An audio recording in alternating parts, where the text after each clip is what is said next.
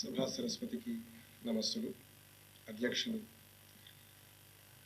మిత్రులు ఉస్మానియా విశ్వవిద్యాలయం పూర్వజులు తెలుగు శాఖ అధ్యక్షులు ఆచార్య వెలదండ నిత్యానందరావు గారికి, వేదిక మీద ఉన్న మిత్రులు శ్రీకాంత్ గారికి, యాదగిరి గారికి, మిత్రురాలు జ్యోతి గారికి, వేదిక మీద ఉన్న మిత్రులందరికీ, తెలుగు శాఖ అధ్యాపకులకు, ఇదే తెలుగు శాఖలో 14 ఏళ్ళు పనిచేసినాను కాబట్టి నేను ఈ కాలేజీలో ఏది జరిగినా మా ఇంట్లో జరిగినట్టే. ఏం మాట్లాడకపోయినా వచ్చి కూర్చుంటాం, మాకు అది ఇష్టం కూడా. అయితే ఢిల్లీకి రాజైన తల్లికి కొడుకే అని ఒక సామెత ఉన్నది. చాలా బాగున్నది సామెత, చాలా కాలంగా వింటూ ఉన్నాం. కానీ తల్లికి కూడా ఒకసారి ఢిల్లీగా రాజు అయిన తర్వాత కొడుకుని చూడాలని ఉంటుంది కదా. రాజు అయిన తర్వాత తల్లికి కూడా రాజుగా చూడాలని కోరుకుంటుంది కదా కొడుకే. అట్లా నా కళాశాలలో నేను ఎదిగిన రీతిని కళాశాల కూడా చూడాలని కోరుకుంటుంది కదా. అందుకని అప్పుడప్పుడు వచ్చి ఇట్లాంటి కార్యక్రమాల్లో కనిపిస్తూ ఉంటాం. అది ఒక ఆనందాన్ని ఇచ్చేటటువంటి సందర్భం అని మనవి చేస్తూ, చాటుపద్య సంకలనాలు నిజానికి మనం తెలుగు సాహిత్యంలో ప్రత్యేకంగా ప్రాంతీయ అస్తిత్వ ముద్రతో మనం మాట్లాడటం అనే లక్షణంతో చూసినా కూడా ఏవి నిరాకరించబడినాయో, ఏవి నలుగురిలోకి వెళ్ళటానికి తీసుకోవటానికి ఇబ్బంది పడినాయో అలాంటి విషయాల్ని వెలుగులోకి తీసుకురావటమే ఒక స్వభావంగా జానపద సాహిత్యం అట్లాంటి పని చేసింది. అంటే బిరుదరాజు రామరాజు గారు లాంటి వాళ్ళు జానపద సంకలనాలు తీసుకొచ్చారు. నిఘంటువులకి ఎక్కడి పదాలని తీసుకురావడానికి ఒక ప్రయత్నం జరిగింది. అంటే చాటుపద్య సంకలనాల విషయం చెప్తూ దీన్ని ఎందుకు మీరు మాట్లాడుతున్నారు సార్ అని అంటే, చాటువుల విషయంలో కూడా కావ్యాలకు లేదా శతకాలకు లేదా మరో రచనలకి ఇచ్చినంత గౌరవము, గుర్తింపు మనం ఇవ్వకపోవటం వలన నిజంగా తెలియవలసినంత చారిత్రక విశేషాలు, తెలియవలసినంత సామాజిక విషయాలు మనకు తెలియకుండా పోయినాయి. అయితే ఈ చాటువు విషయం తర్వాతి రోజుల్లో ఏమైంది అని అంటే, నీతిని చెప్పటం కోసం కూడా తయారైంది. అవి శతకాలు చేస్తున్నాయి కదా, లేకపోతే నీతి శతకాలు, లేకపోతే నీతి పద్యాలు ప్రత్యేకంగా చేస్తున్నాయి కదా. ప్రత్యేకంగా చాటువు యొక్క స్వభావం ఏంటి అని అంటే, ఒక పన్, చమత్కారం లేకుండా అది ఉండకూడదు. మీకు ఒక ఉదాహరణ చెప్తాను. ఇది చాటువుగానే శ్రీరంగాచారి గారు చూపించారు. కానీ ఇది చాటువే అయినా సరే ఎందుకు నీతి అయిపోయిందో చెప్తాను. కలహించకూడదు, ఎవరితో కొట్లాట పెట్టుకోకూడదు అన్నదానికి ఒక పద్యం. జగడంబు ఎప్పుడు వద్దురా చెవిటితో, సన్యాసితో, మంత్రితో, భగవద్దాసులతో, పరాచకులతో, పన్యాంగణ శ్రేణితో, తెగ తిట్టేటి కవీంద్రుతో, సతులతో, ధీమంతుతో, హంతుతో, చంపేవాడితో. 3 లైన్లు అయిపోయింది కదా. ఏమీ చమత్కారం లేదు, ఏమీ లేదు, నీతి వాక్యం చెప్తున్నాడు. చివరి లైన్కి వచ్చేసరికి తొకట గ్రామ నివాస రాఘవ జనస్తుత్య జగద్రక్షక, మకుటంలాగా ముగించాడు. ఇది చాటుపద్య సంకలనాల్లో ఉంది. అక్కడో పద్యమో ఇక్కడో పద్యం రాశాడు కాబట్టి దీంట్లోకి ఎక్కింది. కానీ ఇందులో చాటు స్వభావం లేదు అని చెప్పడం నా ఉద్దేశం. ఒక ముక్తక లక్షణం మాత్రమే తీసుకొని మీరు చాటువు అన్నారనుకోండి, కంప్యూటర్లో ఉండేటటువంటి అక్షరాలు లేదా టైప్ రైటర్ మీద ఉండే తెలుగు అక్షరాలు ఏ వరుసలో ఉంటాయి అని చెప్పడం కోసం మన తెలుగు కవులు పద్యాలు రాశారు. అది కూడా చాటువై కూర్చుంటుంది. మొత్తం రామాయణాన్ని ఒక్క శ్లోకంలో చెప్తున్నాను అని ఏకశ్లోక రామాయణం, ఒక శ్లోక భారతం, ఒక శ్లోక భాగవతం రాస్తారు. అదంతా కూడా చాటువై కూర్చుంటుంది. అంటే ముక్తక స్వభావమున్న ప్రతి రచనని చాటువు అనుకోకండి అని చెప్పటం నా ఉద్దేశం. మరి ముక్తకం ప్రధాన లక్షణం కదా, అవును, కానీ అందులో నీతి ఉండకూడదు. అందులో ప్రపంచ సారమంతా ఒక పద్యంలో చెప్తున్నా అన్నట్టు కూడా ఉండకూడదు. లేకుండా సత్యస్ఫురణ ఉండాలి. అప్పటికప్పుడే మీ మనసుకి ఒక ఆహ్లాదాన్ని ఇవ్వాలి, చమత్కారాన్ని ఇవ్వాలి. అది చాటు ఉక్తికి ఉండేటటువంటి ప్రధానమైన లక్షణం. అది చాటూక్తి, ఉక్తి, అది ఉక్తి వైచిత్ర్యం ఉండాలి అందులో. అది ఆ రచనకి ఉండవలసిన ఒక ప్రధానమైన లక్షణం. ఇక నేను చాటుపద్య సంకలనాల మీద మాట్లాడాలి. ఈ సంకలనము అనే మాటకి మన వ్యవహారంలో ఒక వ్యక్తి రాసిన 10 కవితలు సంకలనమే, 10 మంది రాసి ఒక దగ్గర వేసిన పుస్తకము సంకలనమే. ఇది ఒక ఇబ్బంది ఉన్నది. ఒక వ్యక్తి రాసిన 10 కవితల్ని సంపుటి అనాలి, సంపుటము అనాలి, సంపుటి అనాలి. 10 మంది రాసిన ఒక అంశానికి సంబంధించిన కవితలు ఉంటే దాన్ని సంకలనం అనాలి. అయితే ఈ నియమాల్ని మనం పాటించకుండా మనం కవితా సంకలనం అనే వ్యవహారంలో ఉంది. అంటే వైతాళికులు, మత్తడి, పొక్కిలి, మునుము ఇలాంటివి మనం సంకలనాలు అనాలి. ప్రాచీన సాహిత్యంలో మనం తీసుకుంటే సకల నీతి సమ్మతం ఇట్లాంటివి. ఇక్కడ సంకలనము, సంపుటి ఈ రెండిటి మధ్య తేడా ఒకటి గుర్తించండి అని చెప్పడం కోసం ఆ మాట నేను ప్రత్యేకంగా మీతో ప్రస్తావిస్తున్నా. మీరు రాసిన 10 కవితలు విభిన్న విషయాలకు సంబంధించినవైనా సరే, ఒకే విషయాన్ని రైతు అన్న టాపిక్ తీసుకొని మీరు 10 కవితలు రాశారు, అప్పుడు ఒక సంకలనం అవుతుందా? అది ఒకే వ్యక్తి రాశారు కదా. అంటే ఒక నిర్వచనం చెప్పిన ఆయన ఏం చేశాడు, ఒకే రచయితవి కానీ భిన్న రచయితలు కానీ ఒకే అంశం ఉన్నప్పుడు అన్నాడు. అంటే మీరు ఒక అంశం అన్నది ఒక సూత్రంగా ఉండాలి అక్కడ. అది ఏ అంశం తీసుకుంటారు మీ ఇష్టం. నీతి తీసుకుంటారా, భక్తి తీసుకుంటారా, శృంగారం తీసుకుంటారా, ప్రాంతీయత తీసుకుంటారా, భాష తీసుకుంటారా, మరొకటి తీసుకుంటారా, మన ఇష్టం. కాబట్టి ఏకాంశ వ్యగ్రంగా ఉండటము సంకలనం యొక్క స్వభావం.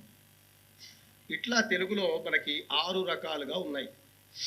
ఒక ఆయన ప్రబంధసార శిరోమణి, ప్రబంధ మణిభూషణం అని ఒక సంకలనం తీసుకొచ్చాడు. ఆయన ఒక కథను ఎన్నుకున్నాడు. పలానా రాజుగారి అమ్మాయి పలానా రాజుగారిని ప్రేమించి పెళ్లి చేసుకుంది. వీడొక్క పద్యం రాయలే. ఆయన దగ్గర నుంచి ఓ పద్యం, ఈయన దగ్గర నుంచి ఓ పద్యం, అక్కడి నుంచి ఇక్కడి నుంచి తెచ్చి ఒక కథాసూత్రంలోకి మొత్తం కావ్యాన్ని ఏకాశ్వాసంగా నిర్మించాడు. కానీ గొప్పతనం ఏంటి, స్టోరీ వీడిది కాదు, డైలాగ్ వీడిది కాదు, స్క్రీన్ ప్లే వీడిది కాదు, కానీ ఒక ఆర్డర్లో పెట్టాడు. ఏ పద్యం ఎక్కడ నియమించాలి, ఎక్కడ కూర్చోబెట్టాలి. అప్పుడప్పుడు మనం సామెతల్లో నాటికలు, సామెతల్లో సినిమా కథలు రాస్తుంటారు కొంతమంది, టైటిల్స్తోనే రాస్తుంటారు. అలాంటి ప్రయోగం లాంటిదన్నమాట. ఇది ఒక రకం. రెండో రకం వర్ణన రత్నాకరం. స్త్రీని ఎవరెవరెలా వర్ణించారు, వర్షాన్ని ఎవరెవరు వర్ణించారు, ఇట్లా ఒక్కొక్క విషయాన్ని తీసుకొని, లేదా నీతి, సకల నీతి సమ్మతం ఇట్లాంటివి. ఇది రెండో రకం. ఒక పెద్ద గ్రంథం నుంచి భారత సార ముక్తావళి, భారతం నుంచి కొన్ని కేటగిరీస్ తీసుకొని సంకలనం చేసి ఉంటాడు ప్రధానమైన పద్యాల్ని. అట్లా భారత సార ముక్తావళి, భాగవత సార ముక్తావళి, ఇది మూడో రకం. నాలుగో రకం లక్షణ గ్రంథాల్లో కనిపించే పద్యాలు, ఉదాహరణ పద్యాలు ఉంటాయి కదా, అవన్నీ కలిపి ఒక దగ్గరికి తీసుకొచ్చి గణపవరపు వెంకట కవి ఆంధ్ర ప్రయోగ రత్నాకరం అని వచ్చింది. అట్లాగే సర్వ లక్షణ సార సంగ్రహం పేరుతో ఒకటి వచ్చింది. చిత్రకవిత్వం ఎవరెవరు ఎలా రాశారు, దానికి ఏవి ఉదాహరణలు ఉన్నాయని ఒక సంకలనం వచ్చింది. ఇవన్నీ అముద్రితాలు. లక్షణోద్ధారం అని వేటూరి ప్రభాకర శాస్త్రి గారు కూడా చేశారు. ఇవన్నీ తీస్తే అసలు ఎంతమంది ఇంకా మనకు తెలియని కవులు ఉన్నారో బయటపడుతుంది. అలాంటి రచనల నుంచే మనకి తెలుగులో ఆలబ్ధ వాగ్మయం లాంటి పుస్తకాలు కొన్ని వచ్చాయి, ఇంకా రావాల్సినవి ఉన్నాయి. ఇది ఇంకో రకం. ఇంకొక రకం ఇప్పుడు మనం మాట్లాడుకున్నటువంటి ప్రక్రియాపరమైనవి. జానర్. చాటువు అనేది ఒక జానర్, ఒక ప్రక్రియ. ఇందులో మనకి ప్రధానంగా ఇప్పటికీ 3 కనిపిస్తున్నాయి. సంస్కృతం కూడా కలుపుకుంటే అళహసింగరాచార్యుల గారు, కండ్లకుంట కె శ్రీనివాస్ ఆంధ్రజ్యోతి పత్రిక ఎడిటర్ వాళ్ళ తండ్రి గారు, ఆయన కూడా ఒక చాటు పద్యాలకు సంబంధించినటువంటి ఒక చిన్న సంకలనం తీసుకొచ్చారు. అయితే ఆయన ప్రాస్తావిక పద్యాలు అని పేరు పెట్టాడు, ఠాగూర్ పబ్లికేషన్ వాళ్ళు వేశారు. అందులో చాటు కానివి కూడా ఏంటి అంటే ఆయన పిల్లలకి సంస్కృతం నేర్పించటం కోసం తయారు చేసిన పద్యాలని కూడా అందులో కూర్చాడు. కూర్చి ఇగో ఇలా ఈ అక్షరాన్ని ఇలా విడగొట్టి చదివితే ఈ అర్థం వస్తుంది, ఈ మాటకి ఇది అర్థం అని పిల్లలకు నేర్పించటం కోసం రాసినటువంటి పద్యాలు కూడా, శ్లోకాలు కూడా అందులో చేరినాయి, భాష నేర్పించటం కోసం. అందువల్ల ప్రాస్తావిక పద్యాలు అయ్యాయి. కొన్ని ఇవేమిటి, కొన్ని ఎట్లాంటివి అంటే కొన్ని ప్రాస్తావిక పద్యాలు ఎవ్వరు ప్రపంచంలో పుస్తకం మీద రాసి ఉండరు. భోజనానంతరం శతపతంగత్వా తాంబూలం తదనంతరం, ఏదో చిన్నప్పటి నుంచి తాతలు ముత్తాతలు ఎవడో చదువుతాడో అది చెవిలో పడి ఉంటుంది, అదే అట్లాగే కంటిన్యూ అవుతుంది, ఎవరు రాసింది ఏమి లేదు. అలా ఇవన్నీ ప్రాస్తావికం. కానీ చాటు ఏమవుతుంది అని అంటే దానికి ఒక చిన్న నేపథ్యం ఉంటుంది, అది పుట్టడం వెనక ఇంకో విషయం ఉంది. ఇక్కడ మన వాళ్ళు సంకలన గ్రంథాలు కూర్చిన వాళ్ళలో కూడా ఇబ్బంది ఉంది. కుంజర యూదంబు దోమ కుత్తుగా జొచ్చెన్ అని ఉందనుకోండి, దానికి మొదటి 3 లైన్లు ఎవరో తయారు చేశారు. ఇప్పుడు అది చాటువా? చాటువు కాదు, కానీ చాటు పద్య సంకలనాల్లోనే ఉంటుంది. అంటే సమస్యాపూరణమైనటువంటి వాటిని కూడా మనం చాటువుల లిస్టులోనే చేరుస్తున్నాం. ఎందుకు ఇంత చాటువు వేరు అని చెప్పడం కోసం ఇంత కష్టం ఎందుకు పడుతున్నారు సార్ మీరు అని అంటే, రేపు మీకు ఎవరికన్నా బుద్ధి పుట్టి చాటు పద్య సంకలనాల్లో ఉన్న చారిత్రక సామాజిక విశేషాల మీద పిహెచ్డి చేద్దామని కోరిక పుడితే ముందు ఏది చాటువో మీరు నిర్ణయించుకోవాలి. మీరు కొంచెం చాటు తీస్తే కానీ చాటు ఏదో అర్థం కాదు. అంటే నేను అనదలుచుకున్న మాట ఏమిటి అంటే, ఇట్లా సాహిత్యంలో నిర్ణయించబడి ఉన్నటువంటి వాటిని మనం స్పష్టంగా ఇవి అని తేల్చుకోవాలి. కాబట్టి సమస్యాపూరణలని కూడా చాటువు కింద తీసుకురాకూడదు. స్పాంటెనిటీ, సత్యస్ఫూర్తి, సత్యస్ఫురణ పునాదిగా, మరో పద్యంతో సంబంధం లేకుండా ముక్తక స్వభావమే ప్రధాన లక్షణంగా ఉంటూ ఖచ్చితంగా ఒక సార్వకాలికమైన ఆహ్లాదకర సత్యాన్ని చెప్తూనే మానసిక ఆనందం ఇవ్వాలి. అట్లాంటి ఒకనొక స్వభావం చాటువుకి ప్రధానంగా ఉంటుంది. అలాంటి విభాగానికి సంబంధించింది చాటుపద్య సంకలనం. ఈ చాటుపద్య సంకలన గ్రంథం అనాలనా, సంకలన కావ్యం అనాలనా అన్నది మరో సమస్య. ఎందుకు అనంటే ఇది కథతో ఉండేటటువంటి కావ్యం కాదు, శాస్త్ర విషయంలాగా ఉండేది. అందుకని సంకలన గ్రంథం అనే అన్నారు, సంకలన కావ్యం అనలేదు. ఇప్పుడు సంకలనాలు వాడుతున్నాం. సంగ్రహ,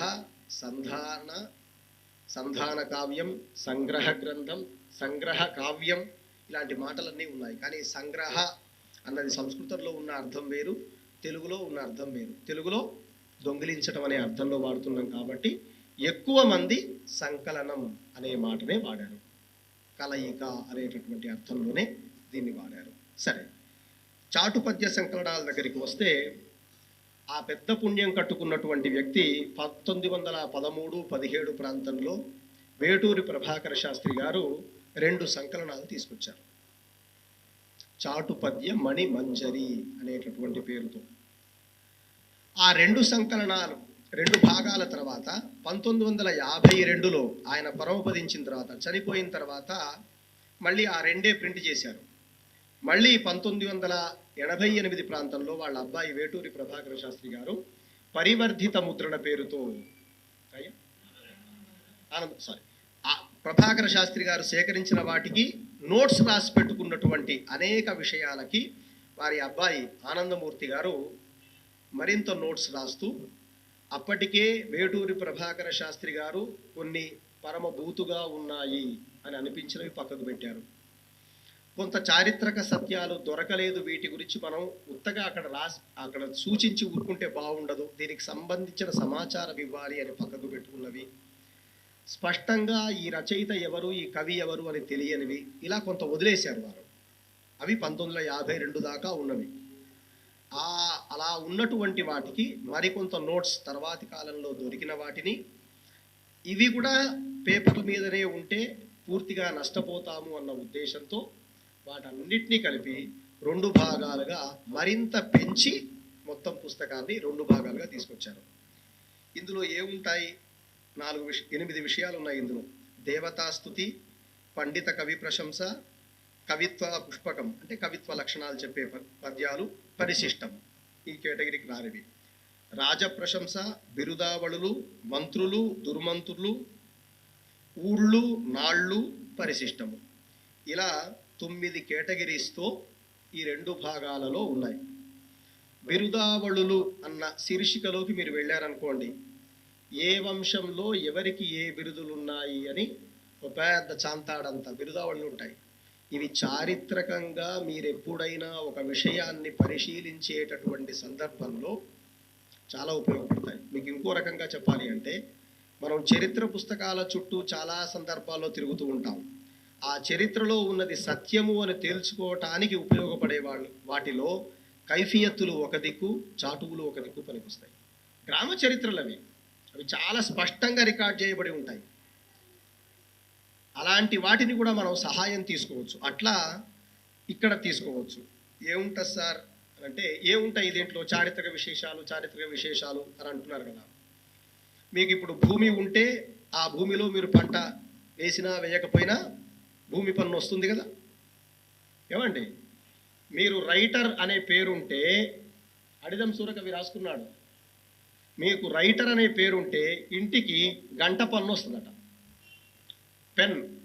పెన్నుకి ట్యాక్స్ ఉంది. ఈ పద్యం మనకేం చెప్తుంది అంటే, అవాకులు చవాకులు రాయకుండా ఉండటం కోసం ట్యాక్స్ పెట్టారా? సరే, అనేక కారణాలు. ఇప్పుడు మనం దాని గురించి మాట్లాడదాం పెద్ద.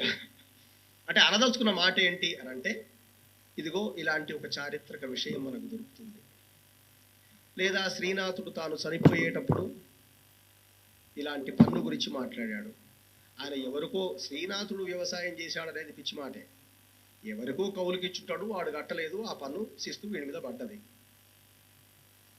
ఏమండి, ఇప్పటికీ మన వాళ్ళు అంటూ ఉంటారు, కౌలు ఎవరు చేస్తున్నారో వాళ్ళకి డబ్బులు ఇవ్వాలి అని. కట్టకపోతే రైతులు వచ్చి అడుగుతున్నారా, వాడిని పోయి అడుగుతున్నారా? కౌలుదారుని అడుగుతున్నారా, రైతులు అడుగుతున్నారా? మరి ట్యాక్స్ ఆయనకి. అనదలుచుకున్న మాట ఏమిటి అంటే, శిస్తు ఆయన కట్టలేదని చెప్పే పద్యం కనిపిస్తుంది. ఇట్లా చారిత్రకంగానో ఆనాటి సమాజంలోనో చాలా విషయాలు తెలుస్తున్నాయి. ఒక కవి గారి పుట్టుపూర్వోత్తరాలేంటి, కులగోత్రాలేంటి అని తెలియటానికి కూడా మనకు చాటు పద్యాలే ఆధారం. ఆరుద్ర తానుగా చెప్పుకున్న మాట ఒకటి ఉంది, కుంభిణి. ఆయన ఒక 13 సంపుటాలలో ఒక సంపుటానికి కుంభిణి యుగం అని పేరు పెట్టాడు. అసలు ఇట్లాంటి కంపెనీ అనే మాటకి, బ్రిటిష్ కంపెనీ అనే మాటకి నేను కుంభిణి అని పేరు పెట్టొచ్చా లేదా అని నాకు చాలా సందేహం ఉండింది. కానీ ఒక ఆయన చాటు పద్యంలో కుంభిణి అనే పదప్రయోగం చేస్తూ పద్యం రాశాడు. ఇక నేను నా కుంభిణి యుగం అని పేరు పెట్టానని చెప్పాడు. అంటే జనాల వాడుకలో అది ఎలా ఉంది, భాష ఎట్లా ఉంది. రెండవది, చాటువుల్లో మీకు కావ్య భాష కాదు, సాధారణ జనజీవన భాష. వ్యాకరణ రీత్యా విరుద్ధ ప్రయోగాలతో ఉండేటటువంటివి ఇవన్నీ కూడా దొరుకుతాయి. ఇవి వేటూరి ప్రభాకర శాస్త్రి గారిలోను, చాటుపద్య రత్నాకరం ఆయన శిష్యుడు దీపాల పిచ్చయ్య శాస్త్రి గారు ఆయనతో కలిసి సేకరణలో తిరిగాడు. కాబట్టి ఆయన ఏమి సేకరించాడు, ఏమి సేకరించలేదు అన్నది దీపాల పిచ్చయ్య శాస్త్రి గారికి చాలా వరకు తెలుసు.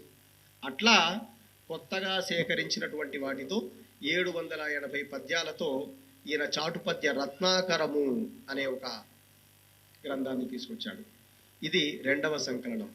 ఇక 3వది శ్రీరంగాచారి గారు, మా సార్ గారి గురువు గారు, మాకు ప్రత్యక్షంగా పాఠాలు చెప్పకపోయినా గురుస్థానీయులు అయినటువంటి వారు, పాలెం ఓరియంటల్ కాలేజ్. ఆయన శ్రీరంగాచారి గారు ఆయన చాటుపద్య రత్నావళి అనేటటువంటి పేరుతో 1948లో ఒకసారి, ఇదే 2005లో మరికొన్ని చేర్చి ఒక పుస్తకంగా వచ్చింది. ఇందులో ఉన్నటువంటి విశేషం ఏమిటి అనంటే, ఇందులో ఎక్కువగా సమకాలీనులు ఉన్నారు. పాత వాళ్ళు కూడా ఉన్నారు. వాళ్ళ దగ్గర చూసినప్పుడు తెనాలి రామకృష్ణుడు, శ్రీనాథుడు, మరొకరు ఎక్కువ మంది కనిపిస్తాయి. అంటే ప్రాచీన కవులు ఎక్కువగా కనిపిస్తే, ఈయనలో ప్రాచీన కవులతో పాటు తనకంటే ఒక 50 ఏళ్ల ముందున్న వాళ్ళు, తనకంటే ఓ 20 ఏళ్ల ముందున్న వాళ్ళు సమకాలీనులు కనిపిస్తారు. ఈ సంకలనంలో తెలంగాణ సంబంధించిన లేదా ఉర్దూ తెలుగు కలగలిపి పద్యం రాసేటటువంటి నిర్మాణము ఇవన్నీ కూడా ఈ సంకలనంలో కనిపిస్తాయి. ఇట్లా ప్రధానంగా ఒక 3 సంకలనాలు వచ్చాయి. సార్, భవిష్యత్తులో నేను చాటుపద్య సంకలనాలను గురించి నేనేం ఆలోచించవచ్చు అని అంటే, భాష, చరిత్ర, సమాజము, ఈ 3 కోణాల నుంచి చాటువులని పరిశీలించటానికి ఈ దొరుకుతున్న 3 సంకలనాలే కాదు, మీరు ప్రయత్నం చేస్తే మరికొన్ని కూడా దొరికే అవకాశం ఉంటుంది. అయితే ఇవాళ దాని రంగు మారింది. ఇవాళ ఏనుగు నరసింహారెడ్డి గారు నవ తెలంగాణ పత్రికలో పంచతంత్రం రాస్తున్నారు. రన్నింగ్ కామెంటరీ పేరుతో ఇంతకుముందు దేవిప్రియ గారు రాశారు. సార్, కార్టూన్ కవిత్వం గురించి పరిశోధన చేసిన వారు, విషయాలు చేసిన వారు, కార్టూన్కి కవిత్వం వచ్చింది, ఓట్ల సందర్భంలో వచ్చిన కవిత్వం, ఇవన్నీ ఏమిటి? సందర్భం వెంటనే అక్కడ ఎవరు ఏ విషయాన్ని చెప్తున్నారు, మాధ్యమం మారింది. చాటువు అంటే ఒక కాలంలో మనం పద్యానికే పరిమితమయ్యాం, సుదీర్ఘ గద్యకి పరిమితమయ్యాం. బిరుదావళులన్నీ కూడా మీకు ఏమంటాం, సుదీర్ఘంగా ఉత్పలమాలిక, చంపకమాలిక లాగా సుదీర్ఘంగా ఉండే పాటల రూపంలో ఉండేటటువంటి రీతిలో కనిపిస్తాయి. ఈ రెండిటికే మనం పరిమితమయ్యాం చాటువు అంటే. మీరు వచన కవిత్వ మాధ్యమంలో 4 పాదాలు 5 పాదాలు ఉన్నటువంటి ఒకానొక వ్యవస్థలో కూడా చాటు స్వభావాన్ని పట్టుకోగలిగితే చాటువులను గురించి పరిశోధన చేయటం అనంతం అని మనవి చేస్తూ, ఇంత మంచి సందర్భంగా మీ అందరినీ కలిసే అవకాశం కల్పించిన ఏవీ కళాశాలకి, మా మిత్రుల్ని కలిసే అవకాశం కల్పించిన మిత్రులకి కృతజ్ఞతలు అర్పిస్తూ సెలవు. Thank you.